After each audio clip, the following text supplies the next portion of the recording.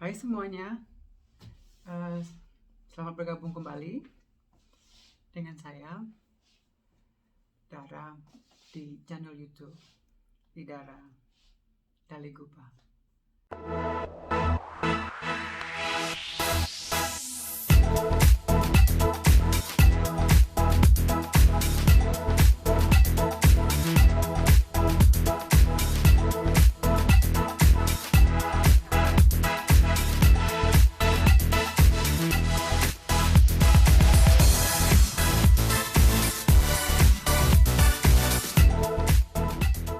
Halo semuanya.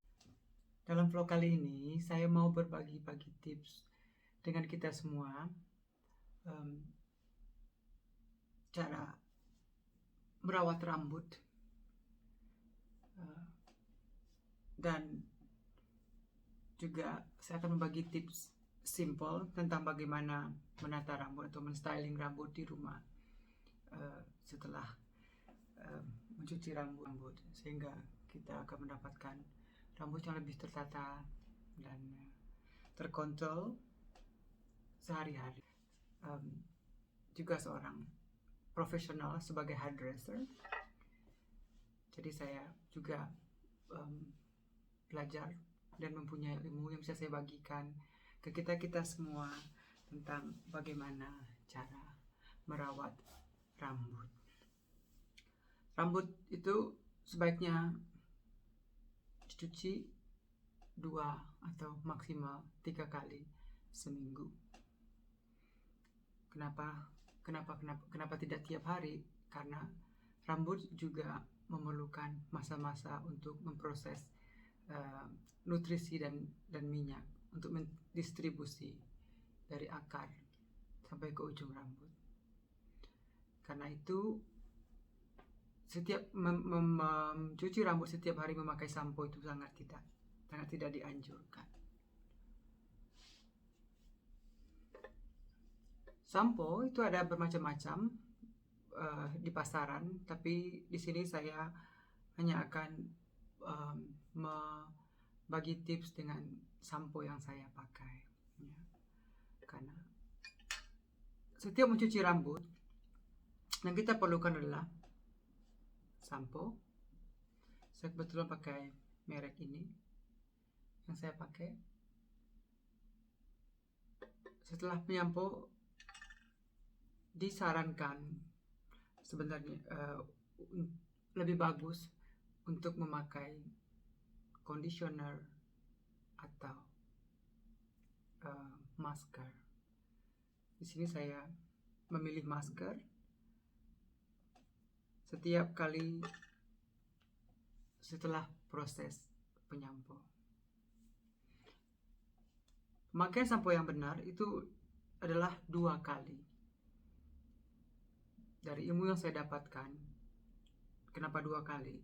Sampo pertama itu akan mengangkat semua kotoran-kotoran yang ada di rambut, seperti hairspray atau debu kalau kita kebanyakan di luar, atau produk-produk rambut yang lain seperti mousse, styling gel atau segala macamnya itu. Semua bersih. Sampo kedua akan bersentuhan langsung dengan rambut, dan disitulah fungsi sampo sebagai langkah pertama untuk merawat rambut. Ya, makanya sampo itu 2 kali. Setelah disampo, disarankan untuk orang-orang yang mempunyai rambut lebih panjang dari 15 cm untuk memakai conditioner atau masker, karena semakin tua rambut, kondisinya akan semakin jauh dari kulit kepala, dan semakin ke ujung dia akan semakin kering. Jadi masker ataupun conditioner akan membantu dalam merawat kondisi rambut yang sudah melebihi panjang dari 15 cm seperti yang saya punya ini sudah hampir lebih kurang 50 cm ke 40 cm rambut saya panjangnya. Jadi disarankan untuk memakai perawatan ekstra untuk menjaga kondisi rambut. Sebelum pakai hair dryer, ada macam-macam perawatan rambut yang ada di luar. Di sini saya memakai 2 macam perawatan. Yang pertama saya pakai ini juga merek dari Kerastase Densific. Ini gunanya ialah untuk mencegah uban dini dan juga untuk membantu rambut biar tetap berkilau dan gampang diatur. Ini akan disebarkan di kulit kepala dan diakhiri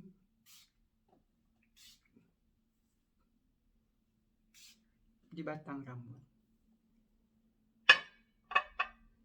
Itulah langkah pertama yang saya pakai.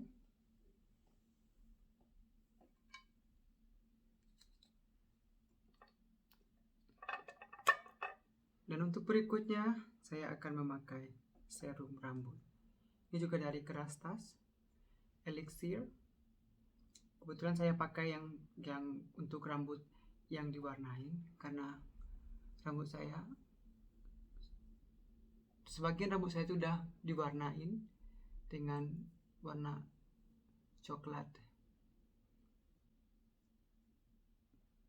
Ini adalah serum, pakainya sedikit. Ini walaupun serum tapi dia tidak akan membuat rambut berminyak. Setelah dibagi di tangan, diusapkan sampai semua serum yang ada di tangan berpindah ke rambut. Jadi tidak perlu buru-buru, sabar saja.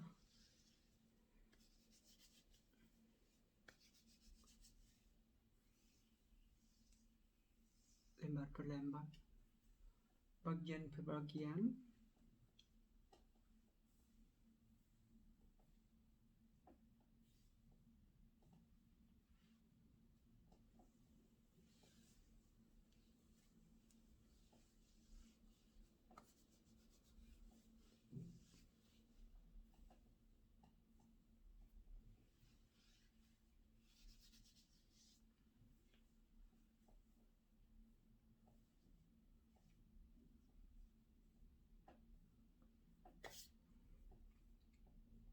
Di sini saya juga mau berbagi tips tentang sisir rambut untuk khusus buat para yang berambut panjang, kita semua yang berambut panjang, minimal seperti yang saya punya.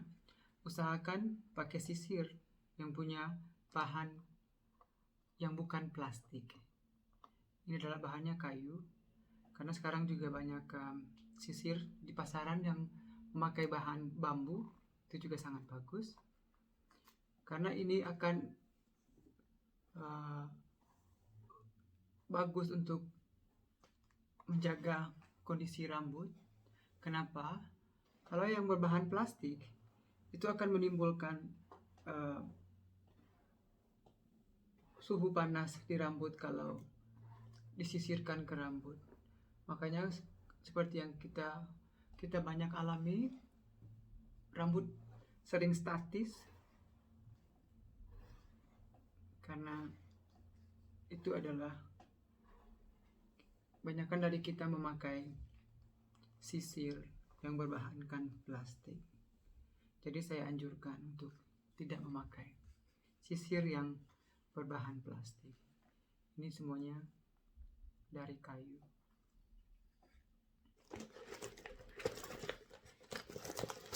Dan untuk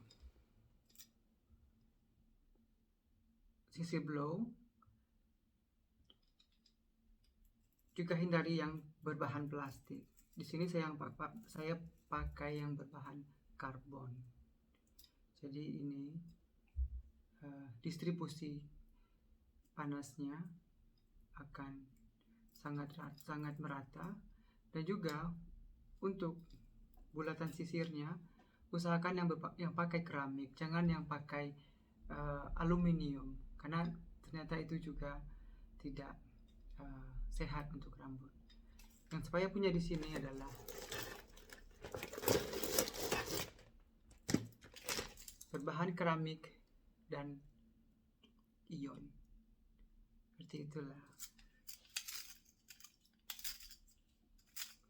Dan hal-hal ini adalah sebelum kita memulai menggunakan hair dryer, hal-hal yang perlu kita punya adalah sisir blower yang seperti yang saya sudah lihatkan. Terus kita disarankan untuk punya cukup penjepit rambut.